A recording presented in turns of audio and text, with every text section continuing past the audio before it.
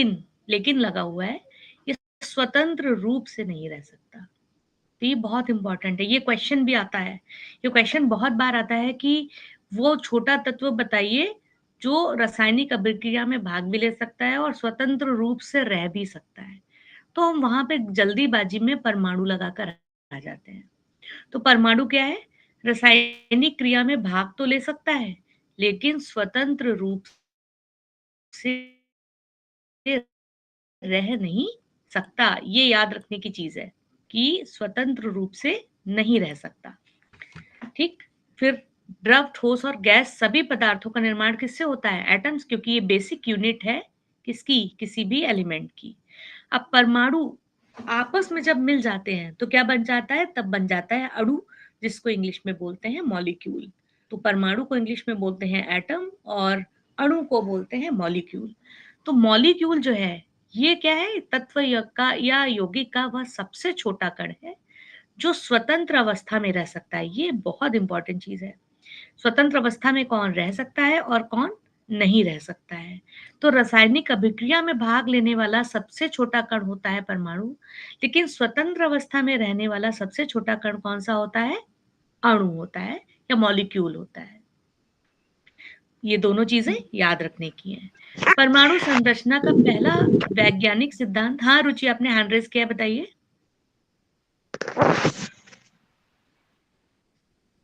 कुछ कहना चाहती हैं आप?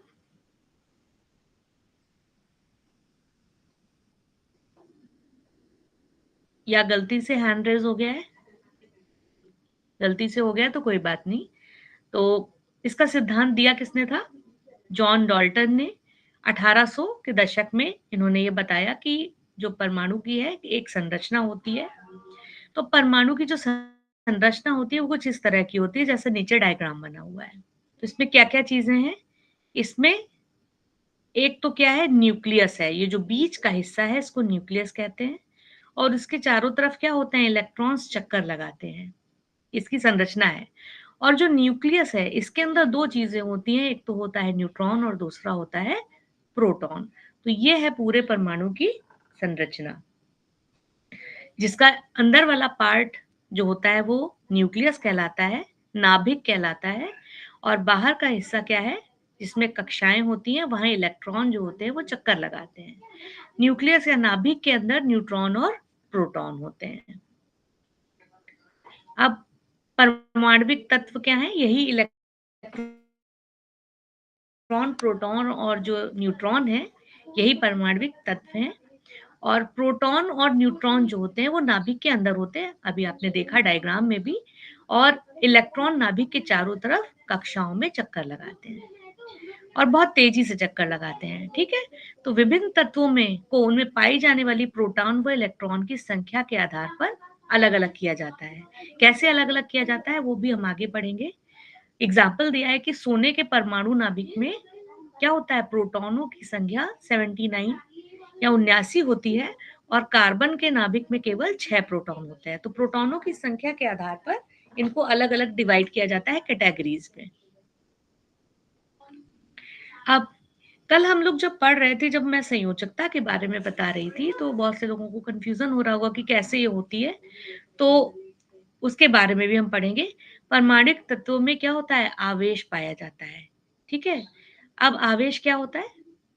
प्रोटॉन धनात्मक आवेश यानी चार्ज होते हैं, उसमें एक चार्ज होता है, वो आवेशित होते हैं। तो प्रोटॉन कैसा होता है? प्रोटॉन होता है कैसा? धनावेशित। इलेक्ट्रॉन कैसा होता है? ऋणावेशित। और न्यूट्रॉन जो होता है वो होता है कैसा? न्यूट्रल होता है, उदासीन कण होता है, उस पर किसी भी तरह का कोई भी आवेश नहीं होता है। अब दूसरी चीज ये है, जो इस तरह का कोई भी तत्व होगा जिसका ये परमाणु, उसमें क्या होगा?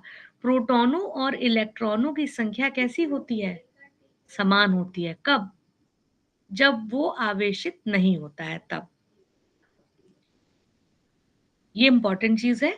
तो तत्वों की रासायनिक प्रकृतियों के परमाणुओं की संरचना, या फिर क्या कह सकते हैं कि जो नाभिक के चारों तरफ इलेक्ट्रॉन जिस तरह से एडजस्ट हैं उस पर डिपेंड करती है कि कैसे उसमें इलेक्ट्रॉन्स घूम रहे हैं, किन कक्षाओं में चक्कर लगा रहे हैं। इन कक्षाओं को इंग्लिश में कहते हैं शेल्स। क्या कहते हैं? शेल्स कहते हैं। इसको मैं अंडरलाइन कर देती हूँ। जो कक्षाएं जिनमें इलेक्ट्रॉन चक्कर लगाते हैं उनको कक्षा या फिर शेल्स कहते हैं। और इसकी जो सबसे बाहरी कक्षा होती है वो सबसे इम्पोर्टेंट होती है, क्योंकि इसी के आधार पर क्या होता है, ये तय होता है कि उसकी प्रकृति कैसी होएगी। स्थायी परमाणु की बाहरी कक्षा कैसी होती है? अब यहाँ पे एक शब्द है स्थायी परमाणु, यानी कि जो आवेशित नहीं है, उसकी पूर्ण होती है। नोबल गैस के नाम से पहचाने वाले तत्व जैसे कि हीलियम आदि की बाहरी कक्षा क्या होती है? पहले से ही पूर्ण होती है। अन्य तत्वों की बाहरी कक्षा क्या होती है? अपूर्ण होती है। इसलिए वे क्या होते हैं? परमाणुओं के साथ बंध बनाकर स्थायी अणु का निर्माण करते हैं। ठीक? तो जो अक्रिय गैस या नोबल गैस होती हैं उनकी बाहरी कक्षा पूरी होती है, पूर्ण होती है। परमाणु में प्रोटॉन और इलेक्ट्रॉनों की समान संख्या होती है। अभी हमने बात की थी इसके बारे में। परमाणु अपनी स्थिरता बढ़ाने के लिए इलेक्ट्रॉनों को क्या करते हैं? कल हमने जैसे NaCl का एग्जाम्पल दिया था कि क्या किया था, Na ने अपना एक इलेक्ट्रॉन दे दिया था और Cl ने अपना उससे एक इलेक्ट्रॉन ले लिया था। तो इसमें क्या होता है, स्थिरता बढ़ाने के लिए इलेक्ट्रॉनों को या तो ले लेते हैं या फिर खो सकते हैं, यदि दे देते हैं। उससे क्या होगा, परिणामी आवेशित इकाई को आयन कहा जाता है। तो यही आयन क्या, ये देखिए धनायन या फिर ऋणायन। अब धनायन या ऋणायन कैसे होंगे, कैसे कहा जाएगा कि ये धनायन है और कैसे कहा जाएगा कि ये ऋणायन है? अभी आपने पढ़ा कि प्रोटॉन क्या है, धनात्मक आवेशित होता है। इलेक्ट्रॉन क्या होता है, ऋणात्मक या नकारात्मक आवेशित होता है। जब कोई भी, जैसे जो एग्जाम्पल कल बताया था आपको, जब कोई भी अपना एक इलेक्ट्रॉन दे देगा तो क्या होगा, इलेक्ट्रॉन की संख्या वैसे तो आपको क्या बताई गई है कि इलेक्ट्रॉन और प्रोटॉन की संख्या बराबर होती है बराबर। लेकिन जब हम अपना एक इलेक्ट्रॉन किसी दूसरे परमाणु को दे देंगे, जब किसी दूसरे के पास चला जाएगा तो प्रोटॉनों की संख्या क्या हो जाएगी, जितने भी आपने इलेक्ट्रॉन दिए होंगे उतनी ही प्रोटॉनों की संख्या ज्यादा होगी, है ना? क्योंकि नाभिक के अंदर प्रोटॉन होते हैं और कक्षा के बाहर इलेक्ट्रॉन होते हैं। इसको इस डायग्राम से समझ लीजिए, जैसे ये नाभिक है और मैंने ये दूसरा कलर इसकी कक्षा बना दिया है, ये कक्षा है इसकी कक्षा है। तो यहाँ पर है प्रोटॉन और यहाँ पर क्या है, इलेक्ट्रॉन है। तो इलेक्ट्रॉन जो है जब यहाँ से एक चला जाएगा, और पहले क्या था, दोनों की संख्या बराबर थी। यहाँ पे मान लीजिए यहाँ पर 2 प्रोटॉन थे तो यहाँ पर 2 इलेक्ट्रॉन थे, मान लेते हैं, कुछ भी मान लेते हैं, 2 3 4 कुछ भी मान लेते हैं। लेकिन अगर हमने यहाँ से एक इलेक्ट्रॉन दे दिया तो यहाँ पर क्या होगा, प्रोटॉन तो यहाँ से निकल कर जा नहीं सकता है, क्योंकि नाभिक जो है वो स्थिर स्थायी रहेगा, इसमें से कुछ निकल के बाहर नहीं जाएगा। तो प्रोटॉन में यहाँ पे आवेश कैसा बढ़ जाएगा, पहले बैलेंस थे और यहाँ पर क्या हो जाएगा, एक पॉजिटिव चार्ज ज्यादा होगा। तो ये कैसा हो जाएगा, कल आपने देखा भी था कि Na के ऊपर क्या था, Na ने एक इलेक्ट्रॉन दिया था तो इसके ऊपर क्या हो गया था, पॉजिटिव चार्ज आ गया था, आया था। और Cl के पास इलेक्ट्रॉन चला गया था, यानी कि एक इलेक्ट्रॉन ज्यादा आ गया था, तो उसके ऊपर क्या हो गया था, नेगेटिव आ गया था चार्ज, ऐसे लगा हुआ था साइन। हाँ जेबा बिल्कुल सही बोल रही हैं आप। तो यही चीज मैं बताना चाह रही हूँ कि इस तरह से आयन ऋणावेशित या धनावेशित हो जाता है वो। अब आता है परमाणु मॉडल। अब परमाणु की संरचना थी कि ये परमाणु है, ये इसका नाभिक है, नाभिक के अंदर न्यूट्रॉन और प्रोटॉन है और बाहर उसके इलेक्ट्रॉन्स हैं। अब इन मॉडल्स को किसने दिया, कहाँ से ये सारी चीजें आई, इसके बारे में भी हम जान लेते हैं। तो 18वीं और 19वीं सदी में बहुत सारे वैज्ञानिकों ने परमाणु मॉडल के बेसिस पे परमाणु की संरचना बनाई, समझाने की कोशिश करी और बहुत सारे परमाणु के मॉडल्स बन गए, जिसमें जॉन डाल्टन का था, थॉमसन का था, रदरफोर्ड का था, बोर का था, बहुत सारे थे। तो डाल्टन का परमाणु सिद्धांत क्या है, डाल्टन ने क्या बताया, जॉन डाल्टन ने ये बताया कि सभी पदार्थ परमाणुओं से बने होते हैं। किससे बने होते हैं, परमाणुओं से बने होते हैं, जो अविभाज्य और अविनाशी थे, ये इन्होंने बताया।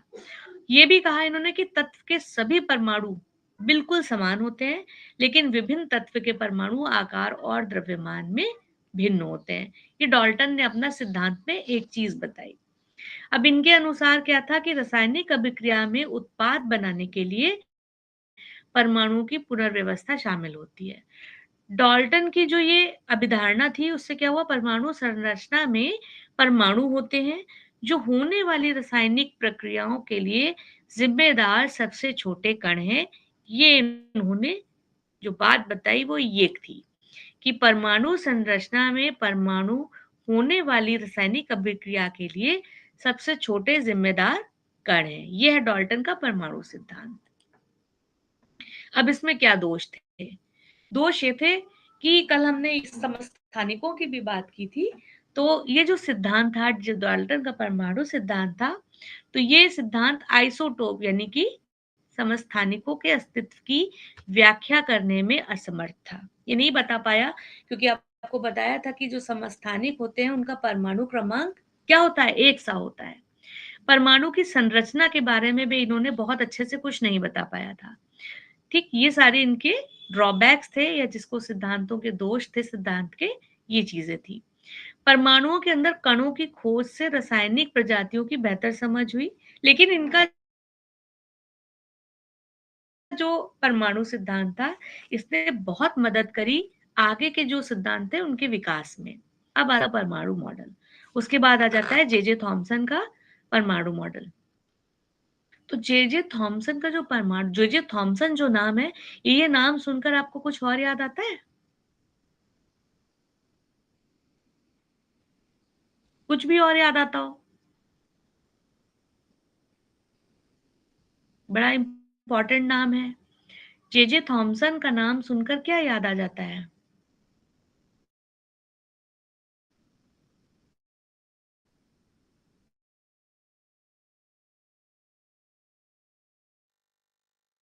बहुत इंपॉर्टेंट चीज इन्होंने बताई थी। ये सारे मॉडल आस ही पास आए होंगे, एक साथ ही मतलब काम चल रहा होगा। डाल्टन भी अपने सिद्धांत बना रहे होंगे, जे थॉमसन भी अपना मॉडल बना रहे होंगे। तो जे थॉमसन जो थे, इन्होंने इलेक्ट्रॉनों की खोज के लिए इनको नोबेल प्राइज से सम्मानित किया गया था। यानी कि इलेक्ट्रॉनों का खोजकर्ता कौन था? जे थॉमसन, है ना कीर्ति? तो जे थॉमसन का नाम याद आते ही आपको इलेक्ट्रॉन का नाम याद आ जाना चाहिए। तो इनको इसके लिए नोबेल प्राइज भी मिला था इलेक्ट्रॉनों की खोज के लिए। हाँ, ठीक है, बिल्कुल सही गीतांजलि। तो ये जो थे, ये इसलिए बड़े इंपॉर्टेंट थे। अब इन्होंने जो भी अपना कैथोड रे का एक एक्सपेरिमेंट किया था, उसके कुछ फाइंडिंग्स निकले, उसके कुछ निष्कर्ष निकले, और वो निष्कर्ष क्या हैं उसको हम पढ़ते हैं।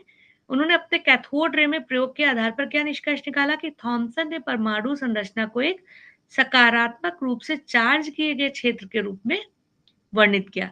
अब दूसरी चीज क्या है? Plum pudding model. क्या है? Plum pudding model. तो प्लम पुडिंग मॉडल भी खूब पूछा जाता है एग्जाम्स में।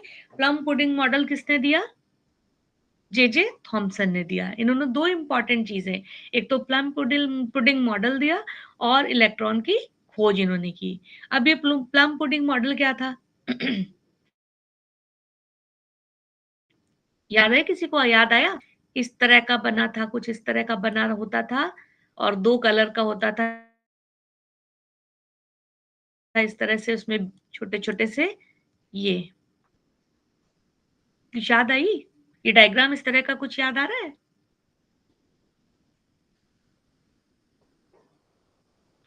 प्लम जो है, उसके टुकड़ों को इलेक्ट्रॉन की तरह बताया गया था, और बाकी जो पुडिंग या हलवा जिसको बोल सकते हैं, वो क्या है? वो पॉजिटिवली चार्ज्ड पूरी चीज थी। यानी कि बीच बीच में जो प्लम, ये जो आपको बिंदी बिंदी सी दिख रहे हैं गोल गोल, ये इलेक्ट्रॉन है, और ये बताया था थॉमसन ने। ठीक, तो ये है प्लम पुडिंग मॉडल। यही बेस बना आगे की फाइंडिंग्स का, आगे की स्टडीज का। तो इन्होंने दो चीजें बताई कि दो चीजें हैं, एक तो इसमें धनावेश है और एक इसमें ऋणावेश है। ऋणावेश जो है वो क्या है? प्लम के जो टुकड़े हैं वो इलेक्ट्रॉन है या ऋणावेश है, और बाकी सारा एरिया जो है वो धनावेशित है। ये इन्होंने बताया। तो ये है इनका प्लम पुडिंग मॉडल। तो ये भी बेस बना। देखिए, बहुत सारे, जब कोई एक बड़ी खोज होती है तो उसके पीछे बहुत सारी इंपॉर्टेंट खोजें होती है, उनका कंबाइन फॉर्म ही वो एक बड़ी खोज होती है। अब इसके बाद आता है रदरफोर्ड का परमाणु सिद्धांत। तो जे थॉमसन के ही छात्र थे कौन? रदरफोर्ड। ठीक, तो इन्होंने क्या न्यूक्लियस, ठीक है, इसकी खोज की। इन्होंने न्यूक्लियस के बारे में बताया और परमाणु संरचना को संशोधित किया इन्होंने। इनका परमाणु मॉडल जो था वो अल्फा किरण प्रकीर्णन प्रयोग पर आधारित था कि अल्फा किरण उस पे गिराई जाती, हाँ, प्रोटॉन का इन्होंने आगे की फाइंडिंग्स करी। ठीक, परमाणु का अधिकांश जो आवेश होता है और द्रव्यमान कहाँ रहता है, ये उन्होंने बताया कि यहाँ पर रहता है। कहाँ पर रहता है? जो न्यूक्लियस होता है, जो नाभिक होता है। इन्होंने बहुत इंपॉर्टेंट चीज ये बताई कि परमाणु का अधिकांश आवेश जो होता है, वो द्रव्यमान जो है कहाँ पे रहता है? इस हिस्से में, ये वाला जो हिस्सा है, ये वाला न्यूक्लियस, इसके बारे में इन्होंने बात करी। ठीक है, और इन्होंने क्या बताया कि रदरफोर्ड ने अपनी खुद की परमाणु संरचना का प्रस्ताव रखा। क्या था ये? नाभिक एक परमाणु के केंद्र में होता है। अब इन्होंने नाभिक का कॉन्सेप्ट ले आया, जहां अधिकांश आवेश और द्रव्यमान केंद्रित रहता है। परमाणु की संरचना कैसी होती है? गोलाकार होती है। जिस प्रकार सूर्य की परिक्रमा ग्रह करते हैं, इन्होंने ये सारी चीज बताई। इलेक्ट्रॉन भी उसी तरह नाभिक के चारों ओर वृत्ताकार कक्ष में चक्कर लगाते हैं। तो इन्होंने बहुत इंपॉर्टेंट चीजें बताई। तो रदरफोर्ड का जो परमाणु सिद्धांत था वो बहुत इंपॉर्टेंट इसीलिए है क्योंकि इन्होंने नाभिक के बारे में बात करी, फिर इन्होंने इलेक्ट्रॉनों की कक्षाओं के बारे में बात करी। अब एक चीज इन्होंने क्या नहीं बता पाई कि अगर इलेक्ट्रॉनों को नाभिक के चारों ओर घूमना पड़ता है तो क्या होगा? कोई भी चीज जब घूमेगी तो उसकी एनर्जी में लॉस होगा ना, तो उसकी एनर्जी खर्च होगी। धीरे धीरे क्या होगी? इसकी सारी एनर्जी लॉस हो जाएगी और वो क्या होगा? नाभिक में आकर गिर जाएंगे। तो ये एक गड़बड़ी थी जिसके बारे में बहुत क्लियर चीज इन्होंने कोई नहीं बताई। कितना आवेश होता है? तो अभी अभी अभी आपने पढ़ा है कि प्रोटॉन कैसा कण होता है? धनावेशित कण होता है। और इसके ऊपर कितना चार्ज होता है? कितना आवेश होता है? 1.602। हालांकि हम लोग जब जनरल ऐसे ही बोलते हैं तो उसको 1.6 ही बोल देते हैं, 1.6 बोलकर छोड़ देते हैं। गुणे 10 की घात -19 का आवेश होता है।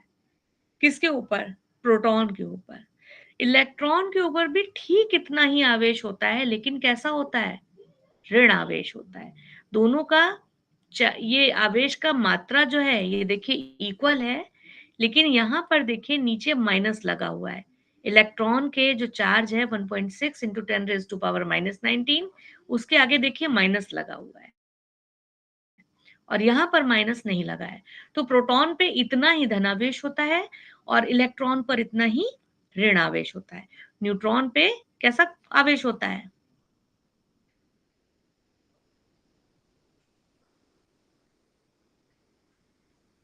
कोई कोई भी आवेश नहीं होता है। न्यूट्रॉन एक उदासीन कण है। न्यूट्रॉन बराबर होता है, लेकिन अपोजिट तो किसकी किसकी बराबर है? प्रोटॉन और इलेक्ट्रॉन के आवेश बराबर हैं। तो प्रोटॉन और न्यूट्रॉन की भी एक चीज बराबर होती है। क्या चीज? द्रव्यमान। न्यूट्रॉन और प्रोटॉन का द्रव्यमान लगभग एक समान होता है। कितना होता है? 1.672 इंटू 10⁻⁻24। इनका द्रव्यमान लगभग समान होता है। अगर इनका प्रोटॉन और इलेक्ट्रॉन का आवेश बराबर होता है तो न्यूट्रॉन और प्रोटॉन का द्रव्यमान लगभग बराबर होता है। तो ये दो चीजें हो गई। तो दोनों की दो दो चीजें मिलती जुलती हैं। ऐसे याद करेंगे तो बड़ा जल्दी याद हो जाएगा। फिर किसने किसकी खोज की? मैं एक पहले भी चैप्टर पढ़ाया था मैंने, तो उसमें मैं पढ़ा चुकी थी, फिर भी हम फिर से इसको याद रखेंगे क्योंकि इंपॉर्टेंट है। इलेक्ट्रॉन की खोज किसने की? जे थॉमसन ने। प्रोटॉन की किसने की? रदरफोर्ड ने। न्यूट्रॉन की किसने की? जेम्स चैडविक ने। तो ये तीनों नाम लिखे हुए हैं और तीनों ही आपको याद भी कर लेने चाहिए। तो परमाणु के कितने कण हो गए? मूल रूप से 3 कण हो गए। 2 कण उसके कहाँ रहते हैं? नाभिक के अंदर, प्रोटॉन और न्यूट्रॉन। और जो इलेक्ट्रॉन होते हैं वो कहाँ होते हैं? कक्षाओं में नाभिक के चारों तरफ चक्कर काटते हैं। ये पूरा था आपका परमाणु की संरचना। अब हम आते हैं कि जो न्यूट्रॉन और प्रोटॉन की संख्या होती है, उसको क्या कहते हैं? क्या कहते हैं उसको? किसी को भी याद हो? न्यूट्रॉन और प्रोटॉन की संख्या को क्या कहते हैं?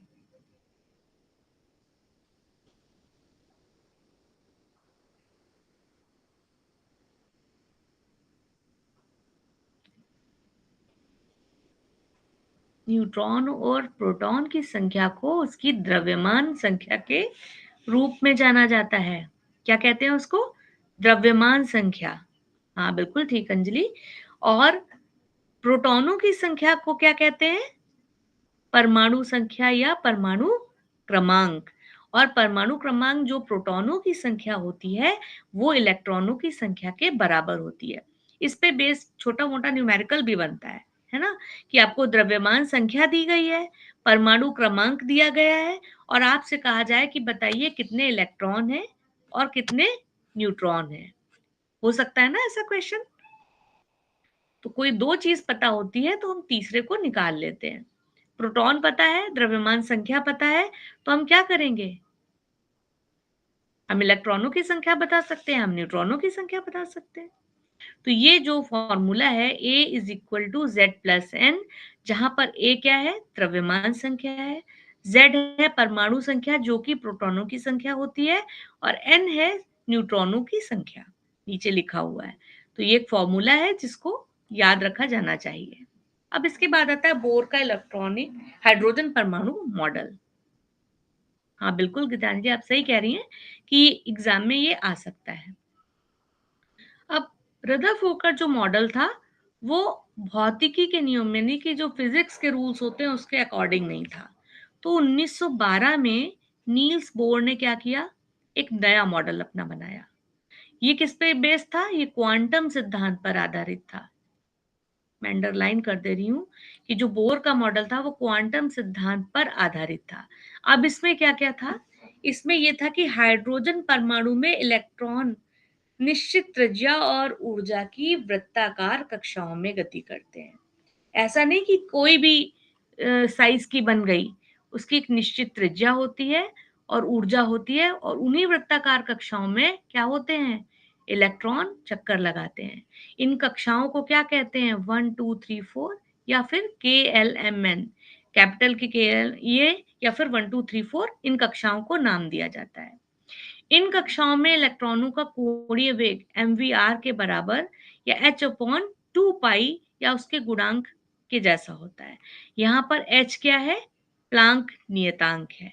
m क्या है? इलेक्ट्रॉन का द्रव्यमान है। v क्या है? इलेक्ट्रॉन का वेग है और r क्या है? कक्षा की त्रिज्या है। ये याद रखने की चीज़ है, याद रखिएगा। किसी विशेष कक्षा में घूमने वाले इलेक्ट्रॉन की ऊर्जा में कोई परिवर्तन नहीं होता है, लेकिन जब इलेक्ट्रॉन उच्च कक्षीय से निम्न कक्षा या निम्न कक्षा से उच्च में जाता है, तब क्या होता है? वो उस ऊर्जा को उत्सर्जित या फिर अवशोषित करता है। ये बताया इन्होंने। तो इन्होंने बहुत इम्पोर्टेंट चीज़ें बताई। ये सारी इम्पोर्टेंट चीज़ें हैं जो इन्होंने बताई थी। अब इलेक्ट्रॉन क्या की स्थिति क्या होती है? एक परमाणु में इलेक्ट्रॉन नाभिक के चारों ओर, ये आपने अभी पहले भी पढ़ लिया, ये तो पहले से पता है कि नाभिक के चारों ओर एक निश्चित कक्षा में क्या करते हैं? इलेक्ट्रॉन चक्कर लगाते हैं। इनको नाम क्या दिया गया? KLMNO 1, 2, 3, 4, 5 ये नाम दे दिया गया। अब ये जो इन कक्षाओं में इलेक्ट्रॉनों की संख्या है, वो किसके हिसाब से होती है? वो होती है 2n स्क्वायर के हिसाब से रखी जाती है। जहाँ पर n क्या है? कक्षकों की संख्या है। सपोज़ n 1 है, तो क्या हो जाएगा? 1 का स्क्वायर क्या होगा? 1 हो जाएगा और 2 गुना 1, 1 हो जाएगा। यानी कि पहली कक्षा देखिए 1 है ना, तो पहली कक्षा में कितने हो जाएँगे? 2 इलेक्ट्रॉन हो जाएँगे। फिर सपोज़ n की स n जो है वो कितना है? ये है 2, 2 हो जाए, तो 2 का स्क्वायर कितना हो जाएगा? 2 दूनी 4 और 4 दूनी 8, यानी कि दूसरी कक्षा में कितने इलेक्ट्रॉन होंगे? 8। तो ये जो 2n स्क्वायर है, ये निर्धारित करता है कि किस कक्षा में कितने इलेक्ट्रॉन होंगे, ठीक? लेकिन एक इसमें कंडीशन लगी हुई है कि जो सबसे बाहरी कक्षा होगी, जैसे ये सपोज ये आपका क्या है? परमाणु है और ये इसकी कक्षाएं हैं। तो ये जो सबसे बाहरी कक्षा होगी, ये वाली मान लीजिए बाहरी कक्षा है, तो भले ही n की वैल्यू कुछ भी हो, लेकिन इलेक्ट्रॉनों की संख्या सबसे बाहरी कोश में 8 से ज्यादा नहीं हो सकती। ये रूल है, ठीक है? तो ये रूल, तो ये सारी चीजें कि बाहरी कक्षा में 8 से ज्यादा इलेक्ट्रॉन नहीं हो सकते, कक्षकों में 2n स्क्वायर के हिसाब से इलेक्ट्रॉनों की संख्या होगी। ये बेसिक एक रूल था जिससे इलेक्ट्रॉन कैसे निर्धारित किए जाएंगे किस कक्षा में, वो ऐसे पता चला, ठीक है? तो 2n स्क्वायर वाले रूल के लिए बाहरी कक्षा जो थी, ये क्या हो गया, यहाँ पर ये रूल काम नहीं करता है। वहां पर क्या है कि वहां पे 8 से ज्यादा नहीं हो सकते इलेक्ट्रॉन, ये याद रखना है। अब ये एक चार टेबल है, इसको आप देख लीजिए। इलेक्ट्रॉन, इस पर कितना आवेश है? +1 आवेश है। प्रोटॉन पे +1 का पॉजिटिव आवेश है। द्रव्यमान इसका कितना है? तीनों लिस्ट में दिए हैं। कौन से सन में इनकी खोज हुई, किसने खोज करी? तो ये जो है, देखिए द्रव्यमान और आवेश दोनों में अंतर है, ठीक है? ये देखिए, अब हम आते हैं समस्थानिकों पे। समस्थानिक शब्द आप कल से सुनते आ रहे हैं कि समस्थानिक, इंग्लिश में इसको आइसोटोप्स कहते हैं। ये क्या होता है? समान परमाणु क्रमांक परंतु भिन्न परमाणु द्रव्यमानों के परमाणुओं को समस्थानिक कहते हैं, ठीक? जिनके क्या चीज सेम हो, एटॉमिक नंबर या परमाणु क्रमांक तो समान हो, लेकिन क्या चीज अलग हो? परमाणु का द्रव्यमान भिन्न भिन्न हो। तो देखिए समस्त इसमें इसके 3 होते हैं, हाइड्रोजन के 3 समस्थानिक होते हैं। किसी को नाम याद है? सब छोटी छोटी क्लासेस में आप लोगों ने पढ़ा है। हाइड्रोजन के जो 3 समस्थानिक हैं, तीनों के नाम याद है आप लोगों को? किसी को भी याद हो?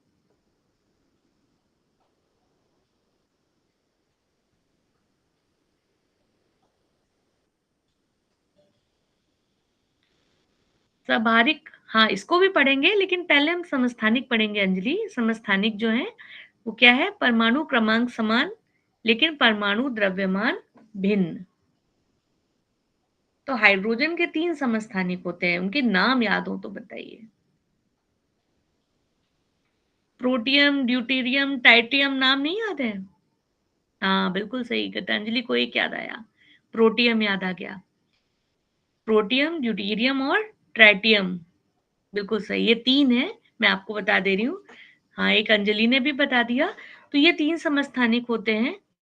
यहाँ पे सॉरी, ये 1 लिखना चाहिए यहाँ पर, क्योंकि मैं इसको करेक्ट कर देती हूँ। ये है 1, इसको 1h2, 1h1, 1h2, 1h3, ठीक? इसके परमाणु द्रव्यमान जो है इसका अलग अलग है और इसका परमाणु भार अलग अलग है। इसका परमाणु क्रमांक एक सही है। देखिए नीचे, ये जो नीचे लिखा होता है ये परमाणु क्रमांक होता है, ठीक? 111, तीनों क्या है? एक है, तो परमाणु क्रमांक एक है तीनों का। दूसरा इंपॉर्टेंट फैक्ट इसी में दिया गया है कि सबसे अधिक समस्थानिकों वाला तत्व कौन सा है? पोलोनियम है, ठीक? तो ये तो क्या था? समस्थानिक था या आइसोटोप्स थे, जिसमें परमाणु क्रमांक समान होते हैं अलग अलग उसके, और परमाणु द्रव्यमान क्या होते हैं? अलग होते हैं, परमाणु क्रमांक समान होते हैं। अब इसी का उल्टा होता है संभारिक, ठीक है? संभारिक, संभारिक मतलब आइसोबार्स। परितोष आपने जो भी लिखा है मैं समझ नहीं पाई। समान परमाणु द्रव्यमान, जिन अब उल्टा हो गया, जिनके परमाणु क्रमांक अलग हो लेकिन परमाणु द्रव्यमान एक सा हो, उनको कहते हैं संभारिक। एग्जाम्पल देखिए, 18Ar40, organ, krypton and calcium. देखिए ऊपर इसका क्या लिखा, अभी आपको मैंने बताया था कि नीचे क्या लिखा होता है? परमाणु क्रमांक, और ऊपर लिखा होता है परमाणु भार। तो देखिए इसमें ऊपर की वैल्यूज एक सी हैं, है तीनों में 40 लिखा हुआ है। तो ये क्या है? इसका मतलब है इसका भार संभारिक मतलब इसका भार से लगा लीजिए, याद कर लीजिए, और समस्थानिक मतलब इसका परमाणु क्रम। कोई बात नहीं पारितोष, इट्स ओके। तो ये इसका उल्टा है, समस्थानिक का उल्टा संभारिक है। समस्थानिक में परमाणु क्रमांक समान होते हैं और समभारिक में परमाणु द्रव्यमान या परमाणु भार समान होता है। एग्जाम्पल्स ये वाले हैं, इसको याद रखिए। अब आता है सम न्यूट्रॉनिक आइसोटोन्स। आइसोटोन्स क्या होते हैं? जिनमें न्यूट्रॉनों की संख्या समान होती है, उनको कहते हैं सम न्यूट्रॉनिक या आइसोटोन। अब ये देखिए, इसमें भी एग्जाम्पल है, 1H3 और 2He4। इनमें क्या है, नाभिक में न्यूट्रॉनों की संख्या क्या हो जाएगी, 2। ये देखिए यहाँ पर 1 है, 1 का मतलब क्या है, परमाणु क्रमांक इसका 1 है, और इसमें से घटा देंगे इसको तो आ जाएगी न्यूट्रॉनों की संख्या 2। ऐसे ये परमाणु क्रमांक है, 4 इसका परमाणु भार है। ये देखिए यहाँ पे मैं ऐसे कर देती हूँ, 1H, यहाँ पर क्या है, 3 है। तो इसमें क्या करेंगे, 3 का मतलब है इसका परमाणु भार, तो क्या है, 3 में से हम 1 परमाणु क्रमांक यानी प्रोटॉनों की संख्या घटा देंगे तो क्या आ जाएगा, न्यूट्रॉनों की संख्या 2 आ गई। अब दूसरा वाला देखिए, 2He4, इसमें क्या है, 4 में से 2 घटा देंगे, क्या आ जाएगा, फिर से परमाणु की परमाणु क्रमांक, इसका न्यूट्रॉनों की संख्या 2 आ गई। तो देखिए दोनों में न्यूट्रॉनों की संख्या 2-2 आई। तो ऐसे जो परमाणु जहां पर क्या होगा, न्यूट्रॉनों की संख्या समान होगी, उनको कहेंगे आइसोटोन या फिर सम न्यूट्रॉनिक। अब सम इलेक्ट्रॉनिक, ये क्या है, जिन आयनों और परमाणुओं के इलेक्ट्रॉनिक विन्यास समान होते हैं, उन्हें सम इलेक्ट्रॉनिक कहते हैं। देखिए ये वाला एक नया मिला होगा आप लोगों को, कुछ लोगों ने तो शायद ये वाला भी ना पढ़ा हो, ध्यान ना दिया हो, पढ़ा हो सकता है, लेकिन ये वाला बहुत सारे लोगों को नया मिला होगा, सम इलेक्ट्रॉनिक। जिनका इलेक्ट्रॉनिक विन्यास एक जैसा होता है, उसे कहते हैं सम इलेक्ट्रॉनिक। इलेक्ट्रॉनिक विन्यास समझते हैं, जो इस तरह से गोल में नाभिक बना होता है, फिर इस तरह से कक्षाओं में इलेक्ट्रॉन होते हैं, यहाँ पे इलेक्ट्रॉन ऐसे दिखाए जाते हैं, याद आया, इसको कहते हैं इलेक्ट्रॉनिक विन्यास। यही तो होता है इलेक्ट्रॉनिक विन्यास। तो जिनके इलेक्ट्रॉनिक विन्यास एक जैसे होते हैं, उनको कहते हैं सम इलेक्ट्रॉनिक। ठीक, ये दोनों इंपॉर्टेंट और नई चीजें लग सकती हैं आपको। अब हम आते हैं समस्थानिकों के उपयोग क्या होते हैं। क्या होते हैं, परमाणु रिएक्टर में ईंधन के रूप में यूरेनियम समस्थानिक का उपयोग किया जाता है। रेडियोधर्मी समस्थानिकों का उपयोग विभिन्न रोगों के उपचार में किया जाता है। ठीक है, जैसे कि एग्जांपल है कि ग्वाइटर रोग जो होता है उसमें आयोडीन 131 और कैंसर के लिए कोबाल्ट 60 का यूज किया जाता है।